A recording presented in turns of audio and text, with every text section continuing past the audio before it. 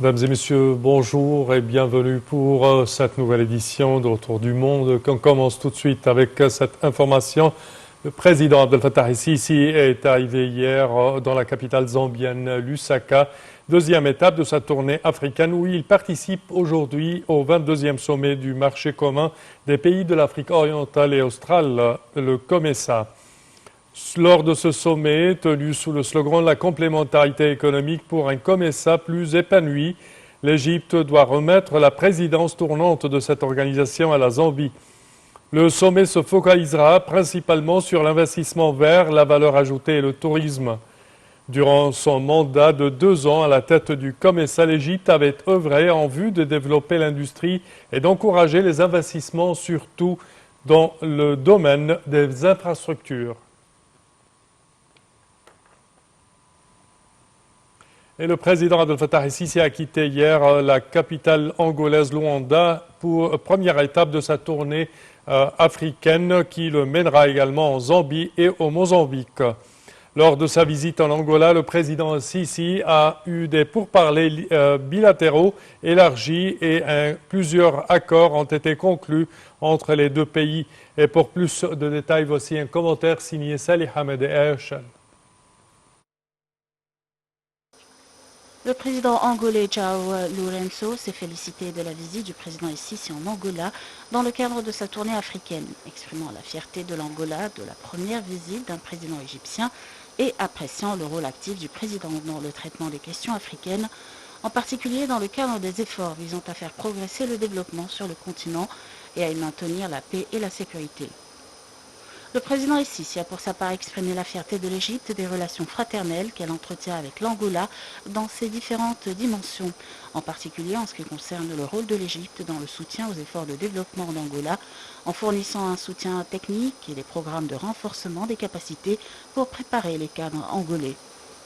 La séance a été suivie de discussions approfondies en présence des délégations des deux pays, portant sur les questions d'intérêt commun, dans le but d'établir des relations solides et de développer la coopération tous azimuts, en particulier au niveau des domaines de développement liés à la construction, à l'énergie et aux infrastructures. L'Angola connaît une croissance économique qui attend avec impatience la coopération avec les pays frères, grâce aux efforts menés par l'Égypte, sur lesquels se sont concentrés les pourparlers. Les pourparlers entre les deux présidents ont également abordé les dossiers régionaux et internationaux, ainsi que les questions liées à l'Afrique du Nord et les foyers de conflit, comme la crise soudanaise. Ils ont de même discuté des efforts du président angolais et de son pays pour régler les différends par le biais de la conférence des États des Grands Lacs et les régions du Sud et du Centre. Le président Abdel Fattah el-Sisi et son homologue angolais, João Lourenço, ont également assisté à la signature d'un certain nombre d'accords et de protocoles de coopération entre les deux pays, couvrant plusieurs domaines. Ont été signés 2 mémorandums d'accord de coopération dans les domaines de la coopération sécuritaire et de l'exploitation des eaux souterraines. Et pour plus d'explications sur ce sujet, mesdames et messieurs, nous avons le plaisir d'accueillir au bout du fil Dr Raouf Gafar, qui est analyste politique et expert en économie. Bonjour, Dr Raouf. Bonjour, Sam.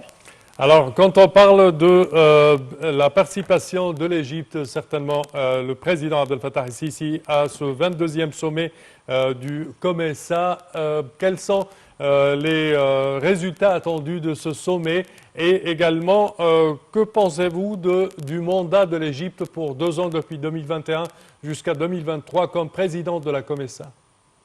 Bon, comme d'habitude, l'Égypte n'a pas manqué à faire tous les efforts possibles pour promouvoir la COMESA. Durant les 2 années, et très réussite, maintenant la présidence va dans un autre pays, Kenya particulièrement. Donc, on a passé 2 ans très réussis à la présidence du COMESA.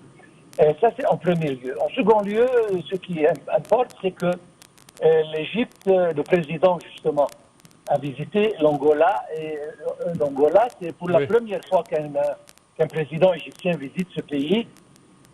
Donc, c'est une visite historique. Oui. Ils ont discuté beaucoup de dossiers et collaboration et coopération sur le plan construction, sur le plan économique, etc. Et les problèmes africains régionaux, les crises, Soudan, etc. Mais à mon opinion, le but de ce genre de visite, de rencontre, c'est de former une opinion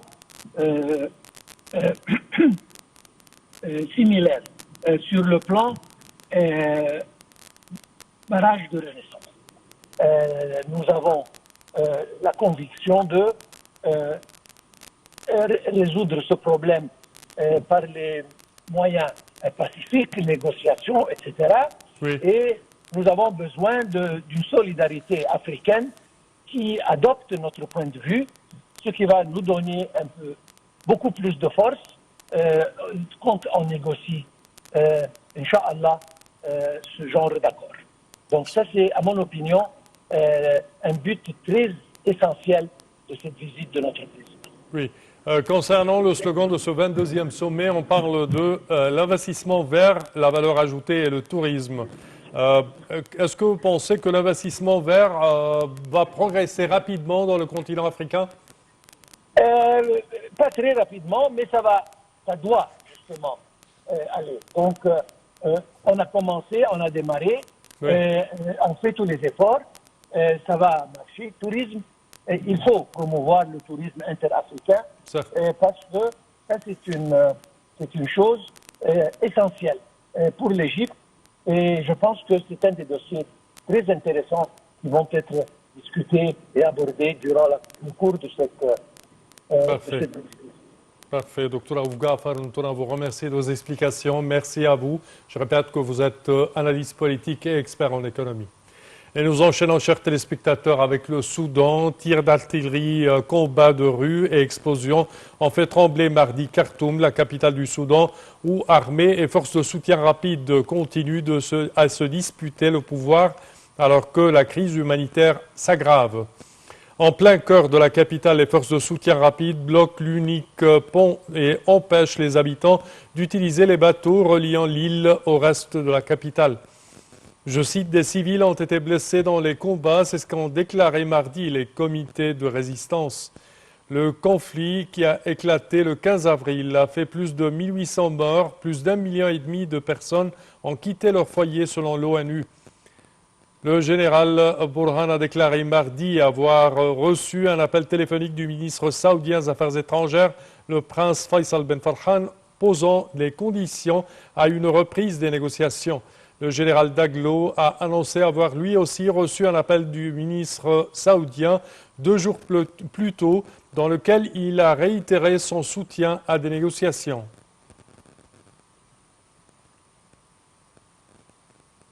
Et l'ancien président du Liban, Michel Aoun, s'est rendu en Syrie pour renforcer les relations avec Damas après que son parti a rejeté le candidat présidentiel préféré du Hezbollah.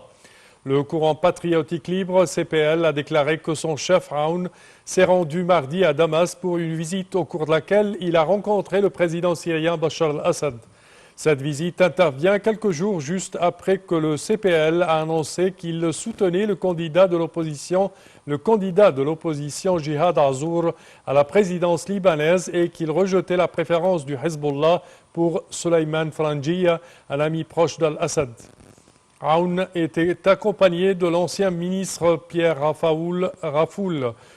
Une source proche du CPL a révélé que l'objectif de Aoun était de confirmer la poursuite des relations et le positionnement stratégique du CPL.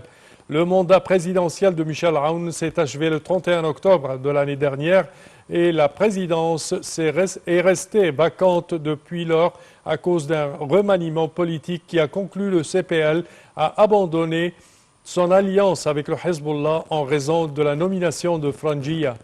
Lors d'une réunion du bloc parlementaire du CPL lundi soir, Aoun aurait déclaré que Azour, qui occupait auparavant le poste de ministre des Finances, est un technocrate et travaille au FMI en tant que directeur du département de Moyen-Orient et Asie centrale, ce dont le Liban a besoin, tandis que le chef du mouvement Marada, Soleiman Frangiya, qui fait partie intégrante du système dirigeant qui a conduit le Liban à cette situation. Fin de citation.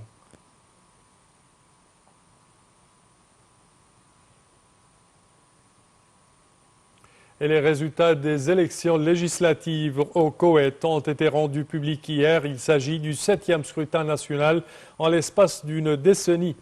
Le nouveau Parlement ne compte qu'une seule femme parmi les élus, tandis que l'opposition, notamment islamiste, en sort renforcée.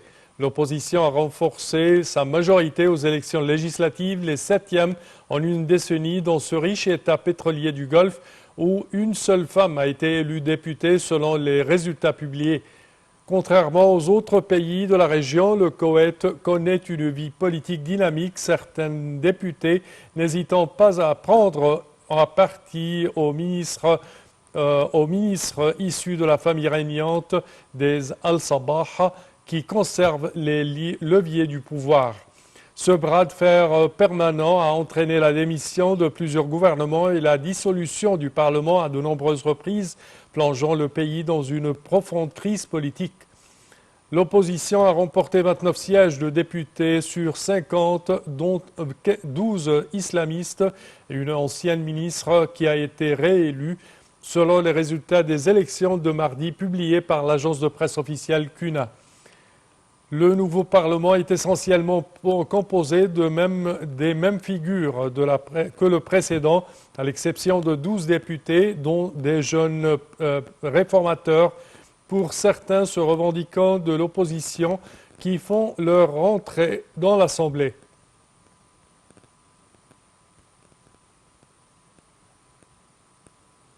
Et les négociateurs du gouvernement yéménite ont déclaré qu'ils boycotteraient toute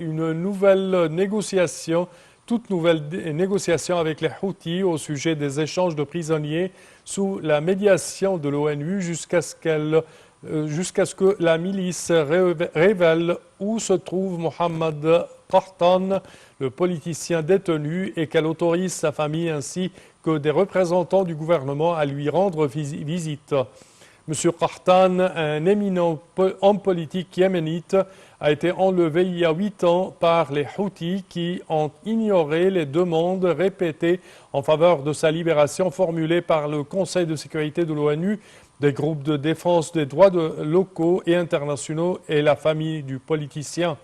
La résistance des Houthis a autorisé les proches du politicien à lui rendre visite ou à révéler où il se trouve, fait craindre qu'il soit mort en détention.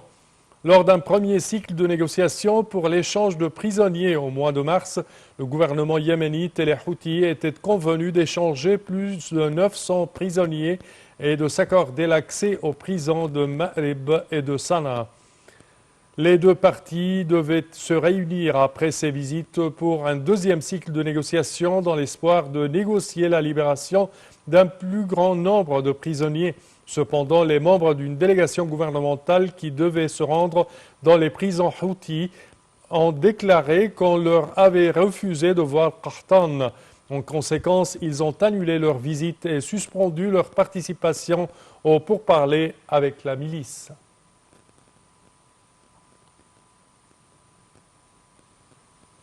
Et le secrétaire d'État américain Anthony Blinken est arrivé en Arabie Saoudite mardi. La visite de M. Blinken intervient alors que le Royaume et les États-Unis tentent de négocier un cessez-le-feu durable entre les parties belligérantes au Soudan dans le cadre des pourparlers en cours à Jeddah. Le ministre saoudien des Affaires étrangères, le prince Faisal Ben Farhan, s'est entretenu avec M. Blinken en marge de la réunion ministérielle des États du Conseil de coopération du Golfe à Riyad. C'est ce qu'a annoncé hier le ministère des Affaires étrangères du Royaume saoudien. Au cours de la réunion, ils ont passé en revue les aspects du partenariat stratégique entre l'Arabie saoudite et les États-Unis et les moyens de renforcer la coopération bilatérale dans divers domaines. Ils ont par ailleurs discuté des développements régionaux et internationaux. Les deux parties ont également examiné les principales questions soulevées lors de la réunion entre les États-Unis et le Golfe, ainsi que les moyens de renforcer les relations entre les deux parties dans divers domaines.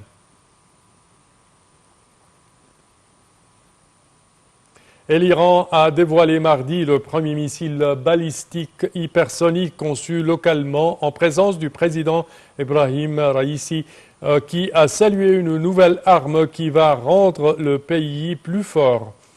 Les médias officiels ont diffusé les images de ce missile fabriqué par la force aérospatiale des gardiens de la Révolution, l'armée idéologique de la République islamique. Le missile dénommé Fatah a été présenté sur une estrade au cours d'une cérémonie organisée dans un lieu qui n'a pas été spécifié en présence du président Raisi et de responsables militaires, dont le chef des gardiens, le général Hossein Salami.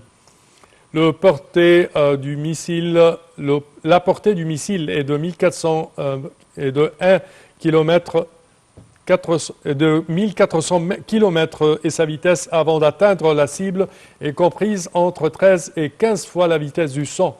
L'Iran avait annoncé en novembre la fabrication de ce missile, suscitant l'inquiétude de l'Agence internationale de l'énergie atomique concernant le programme nucléaire iranien. Toutefois, le chef de l'AIEA, Raphaël Grossi, avait indiqué que cette annonce ne devrait pas avoir d'influence sur les négociations du programme nucléaire de l'Iran. Ces discussions sont au point mort depuis l'été 2022.